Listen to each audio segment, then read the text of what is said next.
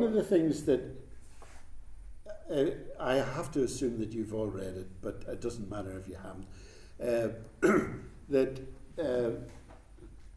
the thing is that they steal the exam papers and know in advance what's coming up in the exams. And in some way to try and emphasize the horror of this, then Martin is portrayed in almost through his mother's eyes, that she's so correct and she's has all these guests who come for supper evenings, and Martin is there behaving or trying to behave perfectly and do exactly as his mother tells him.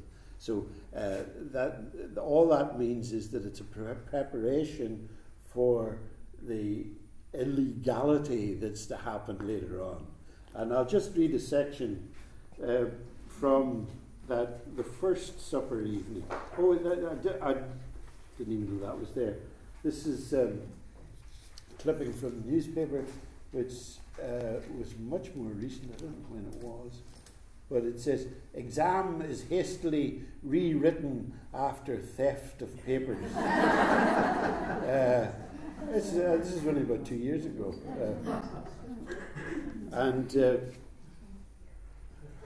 As I researched this book, I phoned up the Ministry of Education and asked about stealing exam papers. The guy nearly went mad. So, on supper nights, his mother served everything with such a palaver. Napkins and paper doilies, tiny sandwiches, sausage rolls and vol au vents, and mushroom patties, cupcakes and apple tarts. The same people had been coming to the house ever since he could remember. Mary Lawless and Nurse Gilliland never missed. Nurse Gilliland had retired many years before, but for some reason she still got her job title. Father Farquharson made it when he could. Martin saw him as a sultan surrounded by his harem of 3 women, the master with slaves at his feet, one of whom was Martin's mother. Mary Lawless called herself the fair and flawless Mary Lawless, but she was fat and breathless. Nurse Gilliland was the opposite, thin and bony with high cheekbones and her grey hair scraped back in a bun. She wore maroon spectacles with wings.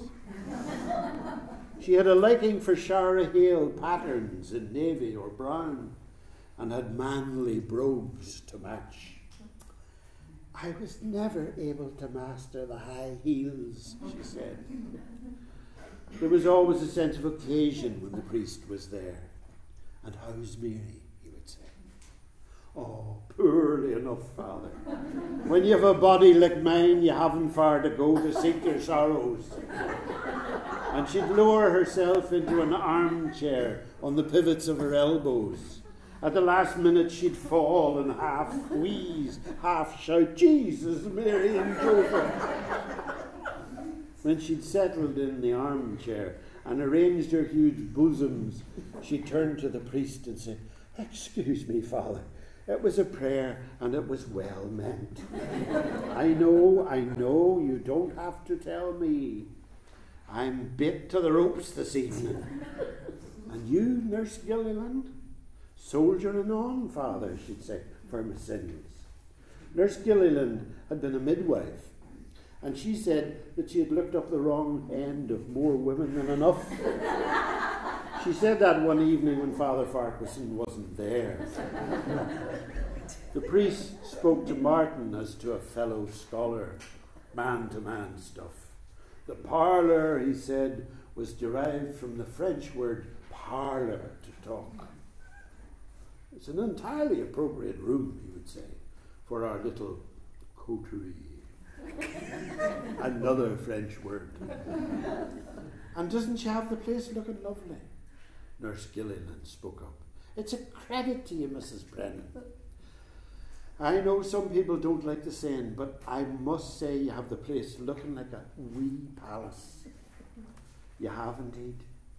Martin, said his mother, I think it's that time. Martin left the room and put the kettle on to boil.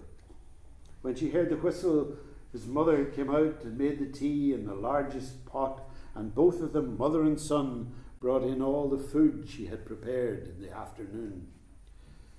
This is no criticism, Mrs. Brennan, said Mary Lawless, but a wee sprinkle of salt would help the mushroom patties tonight.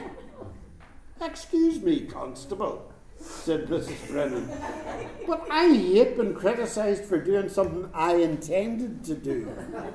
When I was cooking them, I was thinking about our blood pressures, and I put the salt cellar down. You were just right, said Father Farquharson.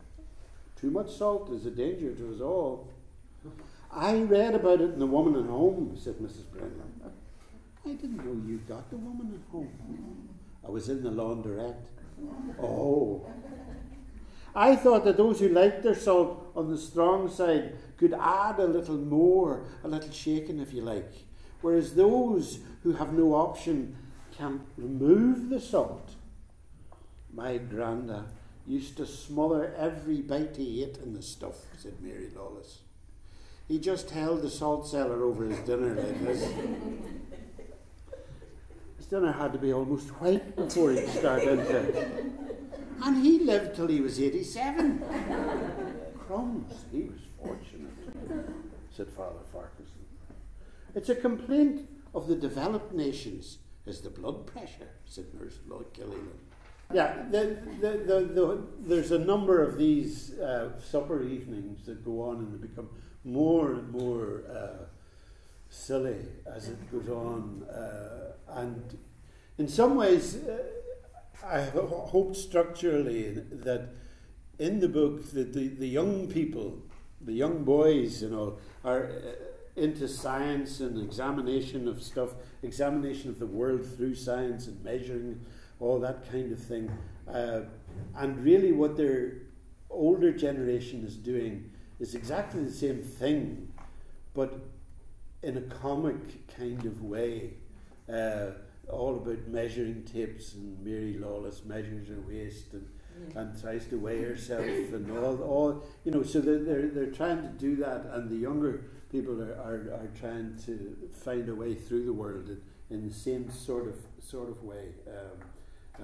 That Martin Brennan loves the idea of weighing machines and the balance in the science classes that is minutely and lovingly described. And